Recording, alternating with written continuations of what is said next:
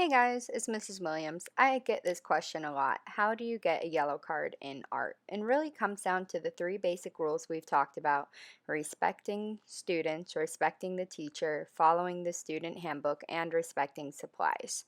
Today we're going to be talking about breaking the student handbook and also disrespecting other students. Those two combined usually lead to the most yellow cards per year, and so I want to make sure I address those from day 2 or 3.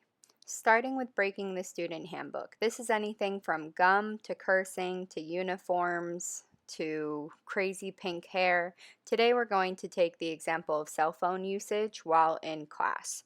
So say for example you are using your cell phone. The very first time that I see you using your cell phone, you're going to get a verbal warning and a clipboard entry. So what that looks like is I go up to you and I'll ask you to stop what you're doing, and I'll also write your name on a clipboard along with what you did. These are my warnings, so I remember exactly how many times you've done A, B, or C. And I'll walk away. That's it for the day. Now, let's take the second day offense. So you've already done it once. I've given you a clipboard entry and you decide to try it again.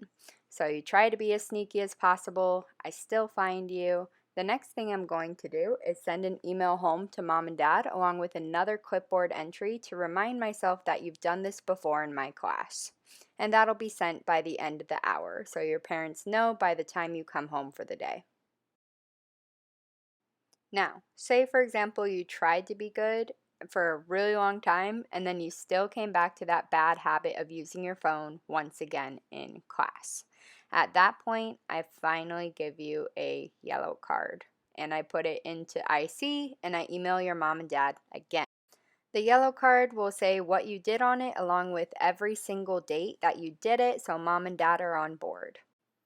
All right, the second one I give a lot of yellow cards for is disrespecting students. That can be calling them a name, teasing them, messing with their supplies. Today we're going to go with an extreme example of something that would distract the whole entire class, because that's a little different. We're going to take this little cute bunny and pretend it's another student. So it starts out the same. If you do something disrespectful and I see you, it starts as a verbal warning and a clipboard entry all over again. And I write the first date down so I can remind myself when you did X, Y, Z. This will be very quick and shouldn't take more than 10 to 15 seconds to give you a warning.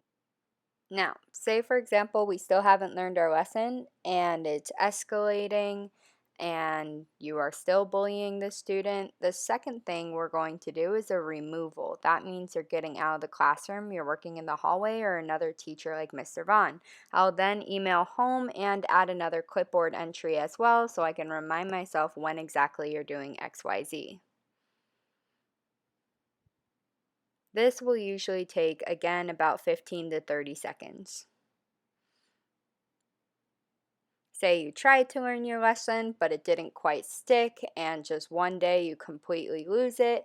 At that point, it is a removal, so going to another teacher, a yellow card, and a clipboard entry as well.